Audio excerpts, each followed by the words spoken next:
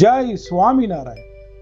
ભક્તો, આપણે દર વર્ષે ગુરુ પૂર્ણિમાનો ઉત્સવ ઉજવીએ છીએ, પરંતુ શું તમે જાણો છો કે આ પવિત્ર દિવસની શરૂઆત કોણે કરી હતી? અને ભગવાન શ્રી સ્વામિનારાયણે ગુરુ પૂર્ણિમાનું સાચું રહસ્ય શું સમજાવ્યું હતું? શું ગુરુ પૂર્ણિમા માત્ર પોતાના ગુરુને વંદન કરવાનો જ દિવસ છે, કે પછી તેની પાછળ હજારો વર્ષ જૂનો એક દિવ્ય ઇતિહાસ છુપાયેલો છે?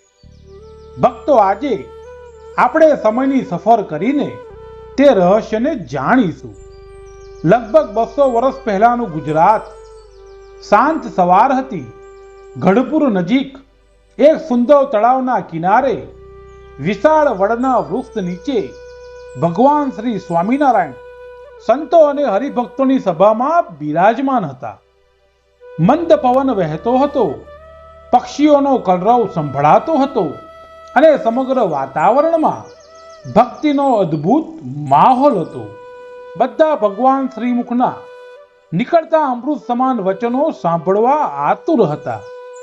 તે સમયે મુક્તાનંદ સ્વામી ઊભા થયા. બંને હાથ જોડીને નમ્રતાથી પ્રાર્થના કરી અને પૂછ્યું કે હે મહારાજ, ગુરુ પૂર્ણિમા કેમ ઉજવાય છે? તેનો આરંભ ક્યાંથી થયો અને આ વર્ષે ગુરુ પૂર્ણિમા ક્યારે છે? ત્યારે ભગવાન શ્રી સ્વામિનારાયણ સ્મિત કરતા બોલ્યા કે હે સ્વામી, તમારો પ્રશ્ન માત્ર તમારો નથી, આવનારી અનેક પેઢીઓ માટે માર્ગદર્શન રૂપ છે. આજે હું તમને એક પ્રાચીન અને સત્ય ઇતિહાસ સંભળાવું છું.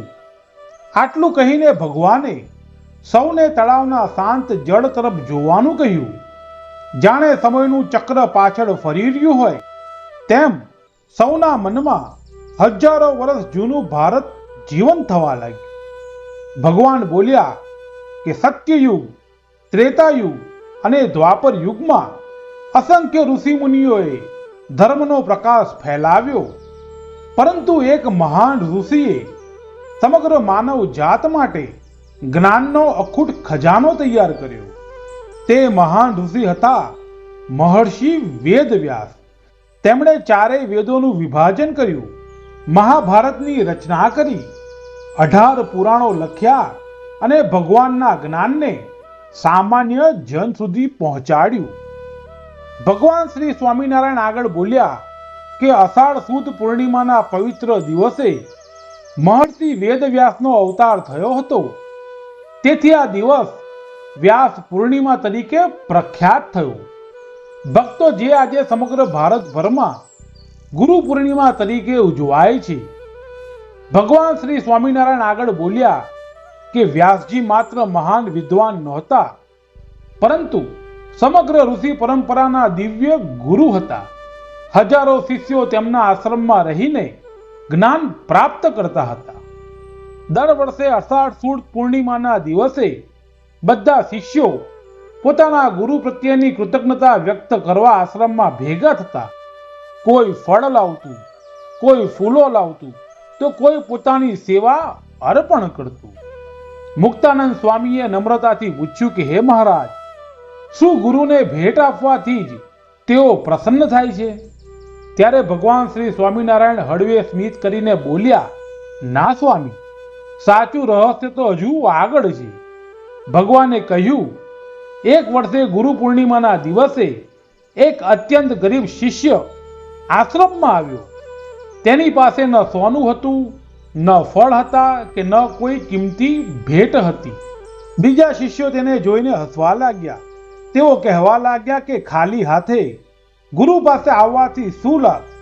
ગુરુ તો અમારી કિંમતી ભેટથી જ વધુ પ્રસન્ન થશે. ગરીબ શિષ્ય શાંત રહ્યો. તે ધીમે ધીમે વ્યાસજીના ચરણોમાં નમ્યો અને આંખોમાં અશ્રુ સાથે બોલ્યો કે ગુરુદેવ, મારી પાસે આપને આપવા જેવું કાંઈ જ નથી. વ્યાસજીએ પ્રેમથી તેને ઊભો કર્યો અને પૂછ્યું, જો તારી પાસે ધન નથી તો શું તું તારો અહંકાર, આળસ અને ખરાબ સ્વભાવ મને અર્પણ કરી શકીશ? આ પ્રશ્ન સાંભળીને સમગ્ર આશ્રમ મૌન બની ગયો. ગરીબ શિષ્ય તરત જ બંને હાથ જોડીને કહ્યું કે ગુરુદેવ, આજથી મારું જીવન, મારું મન અને મારું દરેક કાર્ય આપની આજ્ઞા મુજબ જ રહેશે. વ્યાસજીએ આનંદથી આશીર્વાદ આપ્યા અને કહ્યું, આજે તું મને દુનિયાની સૌથી કિંમતી ભેટ આપી છે, ધન નહીં પરંતુ સંપૂર્ણ સમર્પણ. ભગવાન શ્રી સ્વામિનારાયણ તળાવના કિનારે બેઠા બેઠા સંતો તરફ જોઈને બોલ્યા કે હે સંતો, તે દિવસની ગુરુ પૂર્ણિમાનો સાચો અર્થ માત્ર ભેટ આપવાનો નહીં પરંતુ ગુરુના ઉપદેશને જીવનમાં ઉતારવાનો બની ગયો. મુક્તાનંદ સ્વામીએ ફરીથી વિનમ્રતાથી પૂછ્યું કે હે મહારાજ, તો શું ગુરુ પૂર્ણિમાના દિવસે માત્ર પૂજા કરવી જ પૂરતી છે? ત્યારે ભગવાન શ્રી સ્વામિનારાયણ પ્રેમથી બોલ્યા કે સ્વામી, પૂજા તો શરૂઆત છે, પરંતુ સાચી ગુરુ ભક્તિ જીવનભર ચાલતી સાધના છે. ભગવાન આગળ બોલ્યા કે જે શિષ્ય ગુરુની આજ્ઞા પ્રમાણે જીવન જીવે છે તે દરરોજ ગુરુ પૂર્ણિમા ઉજવે છે. માત્ર વર્ષમાં એક દિવસ ચરણોમાં ફૂલ ચડાવવાથી જીવન સફળ થતું નથી. તળાવના શાંત જળમાં સૂર્યનો પ્રકાશ ઝળહળી રહ્યો હતો. સંતો અને હરિભક્તો મંત્રમુગ્ધ બનીને ભગવાનના દરેક શબ્દને હૃદયમાં ઉતારી રહ્યા હતા. ભગવાન શ્રી સ્વામિનારાયણ બોલ્યા કે વ્યાસજી પાસેથી શરૂ થયેલી આ પવિત્ર પરંપરા આજે પણ અખંડિત છે. ગુરુ આપણને ભગવાન સુધી પહોંચાડવાનો સાચો માર્ગ બતાવે છે, તેથી ગુરુનું સ્થાન અતિ મહાન છે. ત્યારે મુક્તાનંદ સ્વામીએ પૂછ્યું કે મહારાજ, આ વર્ષે ગુરુ પૂર્ણિમા ક્યારે છે, જેથી દરેક હરિભક્ત યોગ્ય રીતે ઉજવણી કરી શકે? ત્યારે ભગવાન સૌની તરફ પ્રેમભરી દ્રષ્ટિ કરીને ઉત્તર આપવા લાગ્યા. અષાઢ સુદ પૂર્ણિમાનો પવિત્ર દિવસ જ ગુરુ પૂર્ણિમા તરીકે ઉજવાય છે. વર્ષ 2026માં ગુરુ પૂર્ણિમા તારીખ 29 જુલાઈ બુધવારના દિવસે ઉજવાશે. આ દિવસે વહેલી સવારે સ્નાન, પૂજા, જપ, સત્સંગ અને ગુરુ વંદના કરવી અત્યંત શુભ માનવામાં આવે છે. ગુરુ પૂર્ણિમાના દિવસે ભગવાનનું સ્મરણ કરો, પોતાના ગુરુના ચરણોમાં વંદન કરો, સત્સંગ ગ્રંથોનું વાંચન કરો અને એક સારો સંકલ્પ લો કે જીવનમાં ગુરુની આજ્ઞાનું પાલન કરશો. ભગવાન શ્રી સ્વામિનારાયણે અંતિમ ઉપદેશ આપ્યો કે સોનું, ચાંદી અને ધનની પણ ભેટ કરતા વધુ કિંમતી ભેટ છે શુદ્ધ હૃદય, નિસ્વાર્થ સેવા અને આજ્ઞા પાલન. ભક્તો આ શબ્દો સાંભળીને મુક્તાનંદ સ્વામી, સંતો અને તમામ હરિભક્તોએ ભાવ વિભોર થઈને ભગવાનના ચરણોમાં દંડવત પ્રણામ કર્યા. સમગ્ર તળાવનો કિનારો જય સ્વામિનારાયણના નારાથી ગુંજી ઉઠ્યો.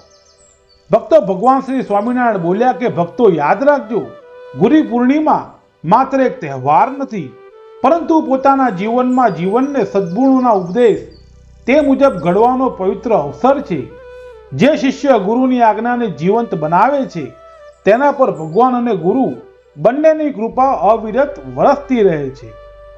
તો ભક્તો, આપણે આજના વિડીયોમાં જોયું કે ગુરુ પૂર્ણિમા કેમ ઉજવાય છે, ગુરુ પૂર્ણિમાની શરૂઆત કેવી રીતે થઈ હતી. ભક્તો, અમે આશા રાખીએ છીએ કે તમને આજનો વિડીયો જરૂર પસંદ આવ્યો હશે. ભક્તો, તમને આજનો વિડીયો કેવો લાગ્યો તે અમને કમેન્ટ કરીને જણાવજો. આજનો વિડીયો અમે સમાપ્ત કરીએ છીએ.